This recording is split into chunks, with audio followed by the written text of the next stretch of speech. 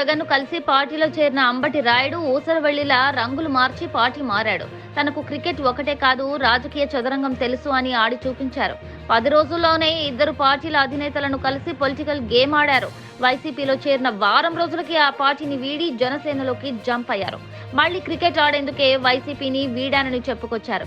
మళ్లీ యూటర్న్ తీసుకొని జనసేన అధినేత పవన్ తో సమావేశమయ్యారు. పవన్ అన్నతో ప్రయాణిస్తానని చెప్పుకొచ్చారు. రోజుకో మాట చెప్తూ క్రికెట్ కంటే రాజకీయ క్రీడల్లో బాగా రాణిస్తానని అంబటి నిరూపించుకున్నారని సెటైర్లు పడుతున్నాయి.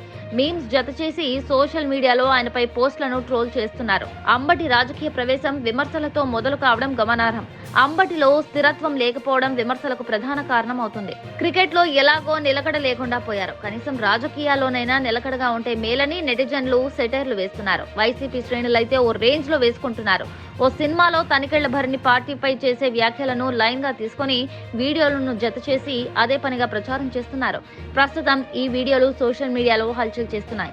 అంబటి రాయుడు క్రికెట్ టీంలో ఉండగానే వార్తల్లో నిలిచారు. ఓవైపు క్రికెట్ ఆడుతుండగానే రాజకీయాలపై మాట్లాడుతూ తనలోనున్న ఆసక్తిని బయటపెట్టుకున్నారు. రాజకీయాల్లోకి వస్తే ఒంటి చేత్తో ఇన్నింగ్స్ చేస్తానని లేనిపోని ప్రచారం తనకు తానుగా కల్పించుకున్నారు. కానీ వైసీపీలో చేరిన వారం రోజులకే తిరుగుముఖం పట్టారు.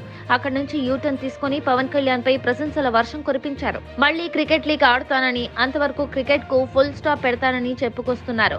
అంబటి రాయుడు నిలకడలేమిని చూసి నెటిజన్లు తెగ ఆడేసుకుంటున్నారు, ట్రోల్స్ చేస్తున్నారు. తప్పు చేస్తే పార్టీ ఎవరైనా తప్పిస్తుంది. పార్టీ కోసం ప్రాణాలు ఇచ్చేస్తాం. రాజేంద్రతో పాటు నిన్ను కూడా పార్టీలో తీసేశారు. ఈ నమ్మ పార్టీ ఇది కాకపోతే ఇంకోటి అరగంటలో పార్టీ నిన్నుంచారు, నాగేంద్ర తీసేశారు.